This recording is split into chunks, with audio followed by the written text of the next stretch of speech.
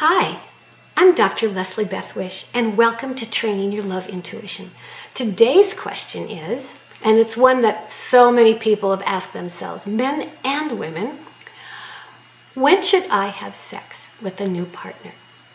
So let's examine some of the things that go through our minds and you see your friends do, and maybe you've done too.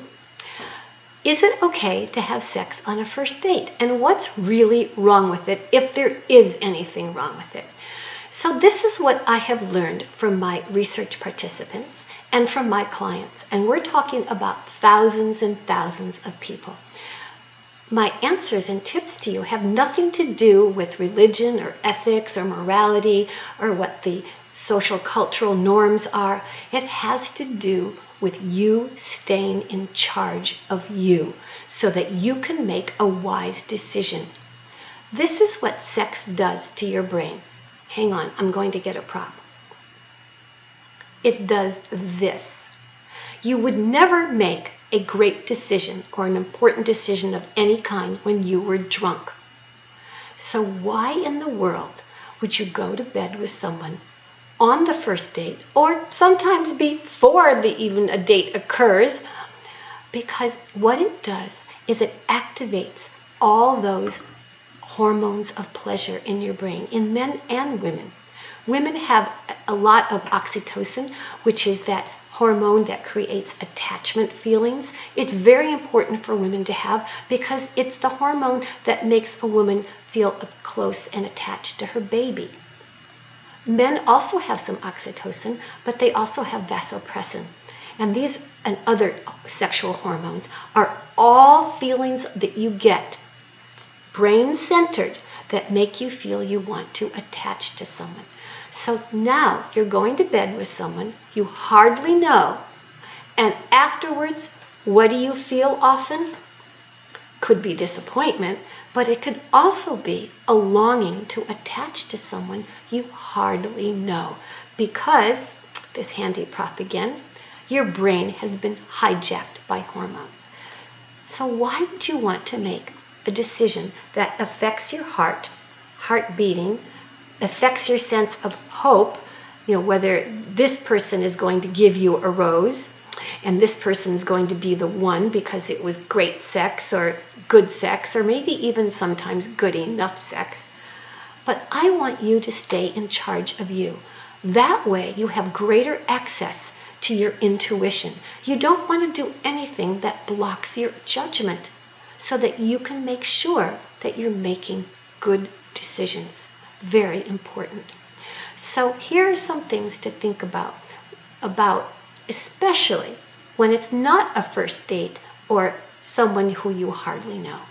So at some point when you're dating, when is it the right time to have sex? Well, obviously that decision is unique to every single person, but here's some guidelines that I hope will help you. And all the tips I'm giving you today have come directly out of the research findings.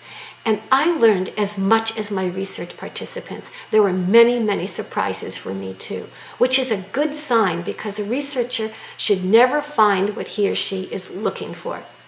So here's some guidelines. Number one, how well does this person know me? And how well do I know this person? Has this person seen me during my good luck, my ups, and also my downs? And have you seen this person when things were going well for them and then not so well? People react very differently when times are good and when times are bad. And use your intuitive judgment to determine, is this the kind of behavior that I think I can accept and deal with? Is this wise behavior? Because as you know, life is full of ups and downs of all kinds. Secondly, do I feel that this person gets me? That's such an important concept. Getting includes being accepted, being understood, having your partner know what to say and how to act with you when you do have some difficult moments. And do you get your partner?